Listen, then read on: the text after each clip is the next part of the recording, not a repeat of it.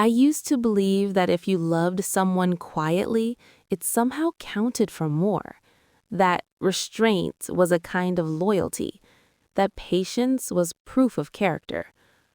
I learned later that silence does not earn you a place in someone's life. It only makes you easier to overlook. I met my best friend during a season when my life felt uncertain. We were both young, both figuring things out.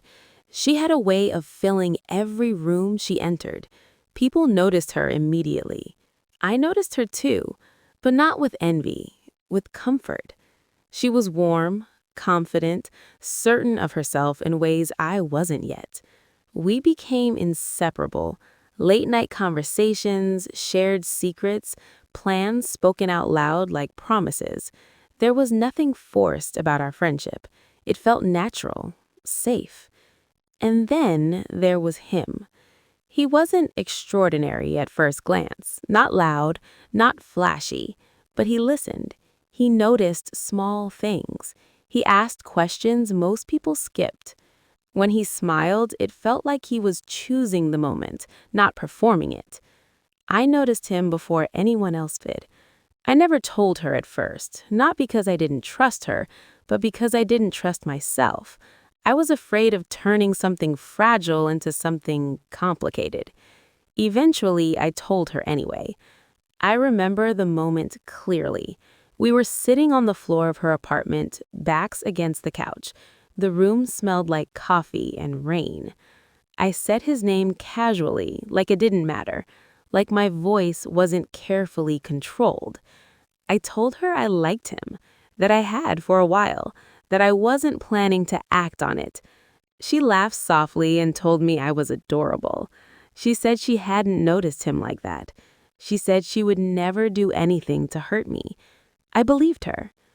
Time passed, life moved forward, and then one day, without warning, everything shifted. I was scrolling through my phone when I saw the photo. Two smiling faces, close together. A caption that didn't need explaining. They were together, officially, publicly. I felt something tightening my chest. Not sharp pain, more like pressure. I told myself it was fine, that feelings don't give you ownership, that timing matters. But what hurt wasn't that she liked him. What hurt was that she never told me. Days passed before she called. Her voice was excited, bright. She said she meant to tell me sooner. She said it just happened. She asked if I was okay. I said yes. I always said yes. I told myself that friendship meant understanding, that love meant stepping aside gracefully. So I did. I smiled when they were together. I listened when she talked about him. I offered advice when she asked. I watched my feelings shrink into something quieter, something easier to carry. Or so I thought. Months later, she invited me to coffee. She was glowing in a way I had never seen before. Her hands shook slightly as she spoke. She said they were engaged, and then she asked me to be her bridesmaid. The room felt suddenly too small. I smiled because I knew how this story worked. I congratulated her. I hugged her. I told her I was happy. I went home and sat on my bed in silence, not because I wanted him, but because I realized something painful. She had made choices that reshaped my life without ever inviting me into the truth. Being a bridesmaid meant standing beside her, smiling in photos, helping plan a wedding built on a silence I carried alone. I didn't sleep that night.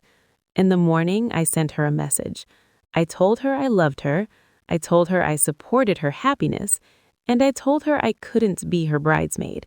She was confused, then hurt, then defensive. She said she thought I had moved on. She said she didn't realize it still affected me. I didn't argue. I simply said I needed space. That decision changed everything. We drifted after that, not dramatically, just quietly. Invitations slowed, messages shortened. Life filled the gaps where friendship used to live. Years passed. I built a life that felt steady, Not perfect, but honest. I dated. I grew. I learned how to name my needs before they turned into quiet resentment. And then, one afternoon, years later, I ran into her. She looked different, tired, older in a way that wasn't about time. We talked politely at first, surface-level updates, care. When she asked if we could talk, I almost said no. Not because I was angry, but because I had learned how to live without reopening old doors. We sat on a bench outside the cafe. The noise of the street filled the spaces where silence used to feel awkward. Now, it felt familiar. She didn't start with an apology. She started with a confession. She said marriage had changed her, not in the way people post about, not softly, not romantically. She said it had revealed things she ignored when everything was new. She talked about loneliness that surprised her, about conversations that never quite reached understanding, about feeling chosen publicly but unseen privately. I listened without interrupting. Then she said something I wasn't prepared for. She said she had always known how I felt about him, more than she admitted back then. She said when they first started talking, she convinced herself it didn't matter, that I was strong, that I would adapt. She said she didn't tell me because she didn't want to face the guilt. The words landed slowly, not like a blow, like a weight. She looked at me and said she thought choosing happiness meant choosing quickly, before doubt could catch up. I asked her why she wanted to talk now. She said because she finally understood what it cost to build something on silence. We sat there for a long time after that. I noticed how careful her hands were now, how often she hesitated before speaking. She asked me if I ever hated her. I told her the truth. No. But I had grieved her. I grieved the version of our friendship that required honesty to survive. She cried quietly, not dramatically, just tired tears. She said she wished she had been braver. That sentence stayed with me, because bravery isn't loud. It's honest at the right time. We didn't fix everything that day. We didn't make promises. We said goodbye gently. After that conversation, memories resurfaced differently. Moments I had brushed off, small signs I ignored. The way he looked at her when I spoke. The way she changed the subject when I mentioned him. I didn't replay them with bitterness, just clarity. Time has a strange way of reorganizing the past. Months later, she reached out again. This time, she told me she was separating. Not dramatically, not suddenly, slowly. She said she realized she had spent years performing happiness instead of living it. She said she finally understood why I stepped back. I didn't celebrate her pain. I didn't feel vindicated. I felt neutral, and that surprised me, because it meant I had healed more than I realized. We met once more. This time she asked questions instead of telling stories.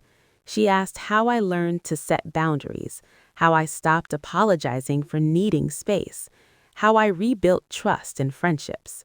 I told her the truth. I said it started the day I declined being her bridesmaid, the day I chose discomfort over self-betrayal. She nodded slowly. She said she wished she had learned that sooner. Years passed again. Our relationship settled into something different. Not the closeness we once had, not distance either. Something honest. One afternoon, she told me something she had never said before. She admitted she had been afraid that if she paused to consider my feelings, she would lose what felt like certainty. She said she mistook urgency for love. That sentence hit me harder than anything else, because so many people do that. They rush not because they're sure, but because they're scared of what reflection might reveal. She apologized then, fully, without explanation or defense. I accepted it, not because it erased the past, but because it acknowledged it. I never asked about him, and she didn't offer details. Some stories don't need updates. What mattered was this. I didn't need her regret to validate my decision, but her honesty confirmed it. Looking back, I understand something I didn't then. Love that respects you doesn't require you to disappear. Friendship that values you doesn't grow in silence. And moral clarity often arrives late, but it arrives. I don't resent her. I don't resent him. They were mirrors I didn't ask for, but needed. They showed me the cost of staying quiet and the strength that comes from stepping back. Some lessons don't announce themselves. They unfold over years, through distance, through reflection, and sometimes through conversations you thought would never happen. After that last conversation, something inside me finally settled. Not because everything was resolved, not because the past was rewritten, but because I no longer felt the need to explain myself to the memory of it. Life moved forward in quiet ways. I focused on work that challenged me, friendships that felt mutual, relationships that did not ask me to compete for space. I learned how peace feels when it is consistent, not exciting, not dramatic, just steady. And then, in a way that felt almost deliberate, life tested me again. I met someone new, not in a romantic sense at first, just someone who fit easily into my days. We talked often, shared long conversations, slow trust. And this time, I noticed myself doing something different. I spoke. When I felt uncertain, I said so. When something mattered to me, I named it. I didn't wait to see if my feelings would become inconvenient. That alone felt like growth. As our connection deepened, I learned something unexpected. They were friends with my former best friend. Not close, but connected. The old version of me would have gone quiet, would have adjusted, would have told myself it didn't matter. This time, I didn't. I said what I needed. I asked clear questions. I chose honesty early. And the response I received told me everything. There was no defensiveness, no minimization, just respect. That's when I realized how much I had changed, because the real lesson was never about her or him. It was about me learning that clarity is not cruelty. Months later, I received a message I didn't expect. It was from her. She said she had been doing a lot of reflecting about patterns, about choices. She said she finally understood something, that when people say you're strong, sometimes what they really mean is you don't require us to be brave. That line stayed with me. She told me she was learning how to pause now, how to consider others before acting, how to sit with discomfort instead of outrunning it. She didn't ask for forgiveness again. She didn't need to.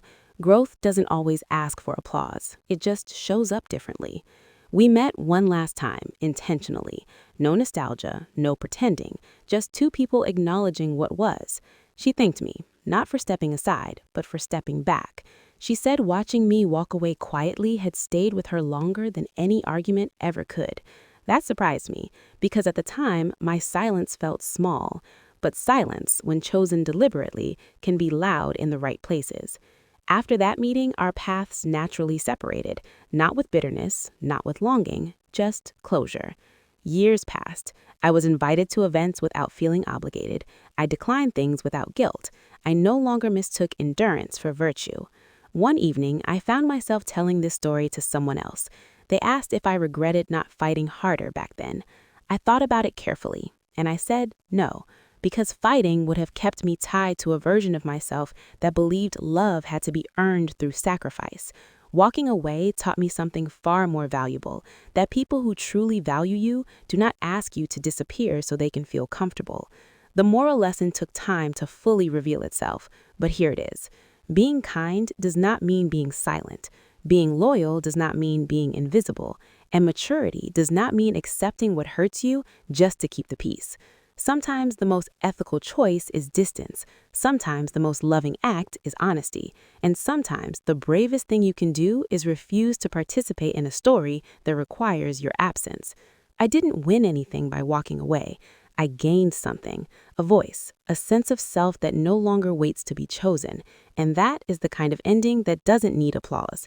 It just needs to be lived.